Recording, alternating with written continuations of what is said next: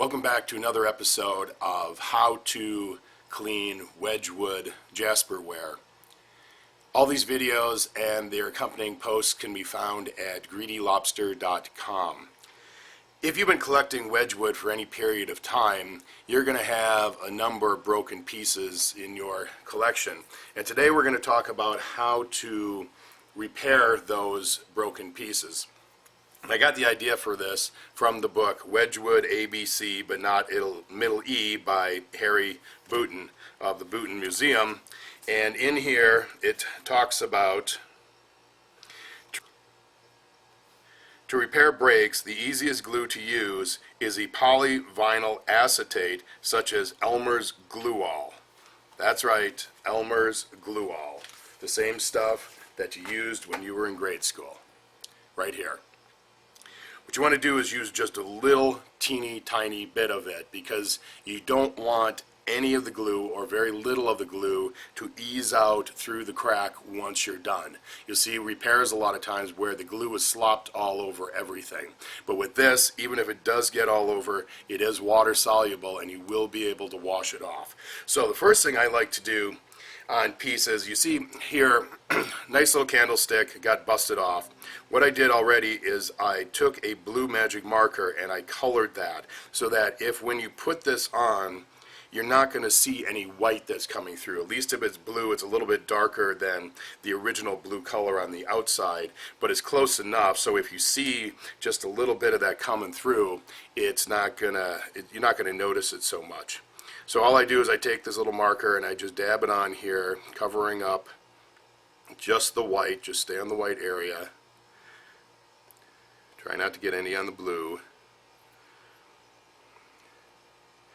Even though in a situation like this you're not going to really notice it because of where the break is.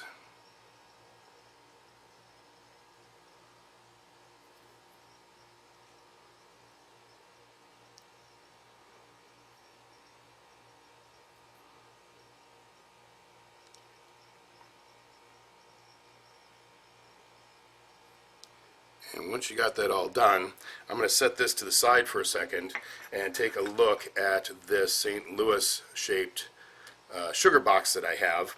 So you can see here, handle came right off on that, but they use solid jasper instead of dip jasper for these handles, so we don't have to worry about coloring that. And all we're going to do is we're going to open up our glue and we're going to take a toothpick. And in this case I'm going to take the larger end of the toothpick and just get a little bit of glue right on the tip. See, that's probably way too much glue already.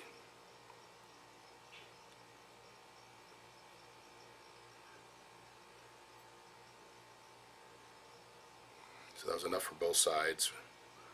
We'll get a little bit more.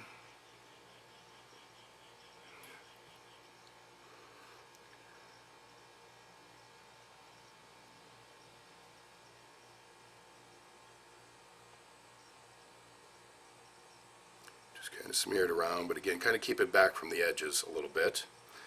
And then all that's going to happen is we're going to push it into place. Except I was trying to put it on upside down.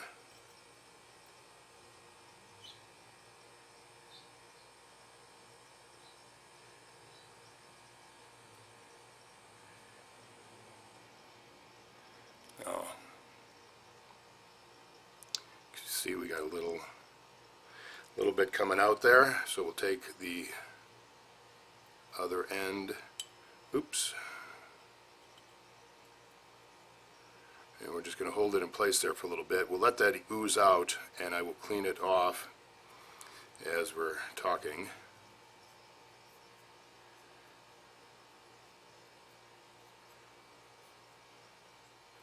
And we'll just hold that in place for a couple of minutes. It's 100 degrees outside here today in Scottsdale. I'm on my back patio, and it's a warm one again, but that's summer's in Scottsdale.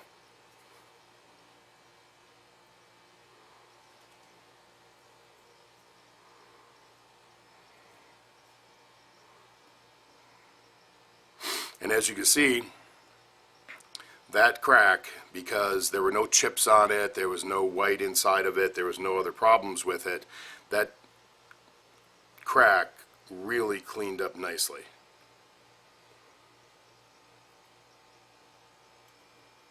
Obviously, if you're going to sell a piece like this, you need to fully disclose that the handle had been cracked off and that you repaired it.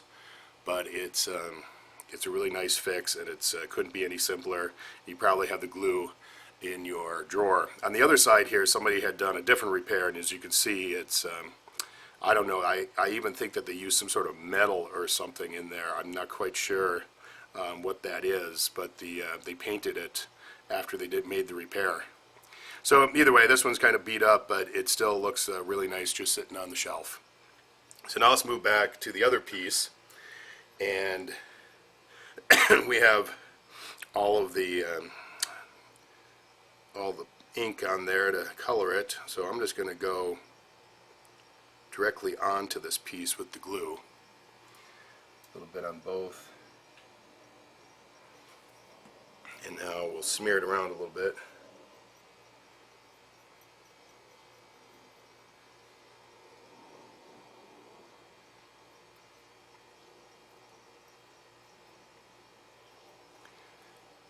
Now it's going to be the hard part, is to figure out which way it goes on. I think it's this way.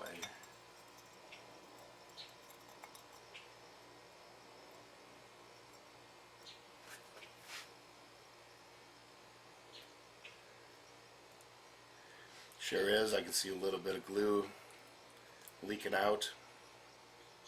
The other nice thing about this glue is when it cures, it will be clear.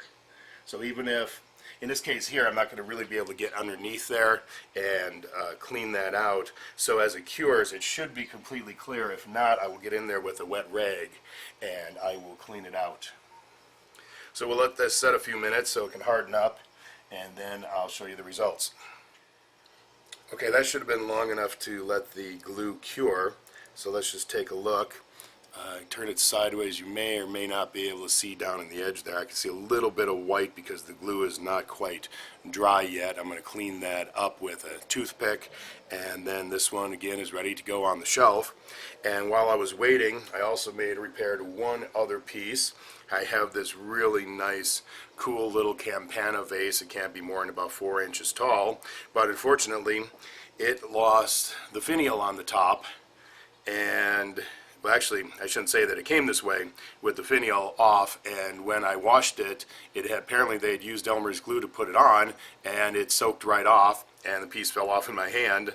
Luckily, I caught it, and so I glued it back on, and again, unless you know that it's broken and you're looking at it really close, you can't see it. So that's why I love using this Elmer's glue tip.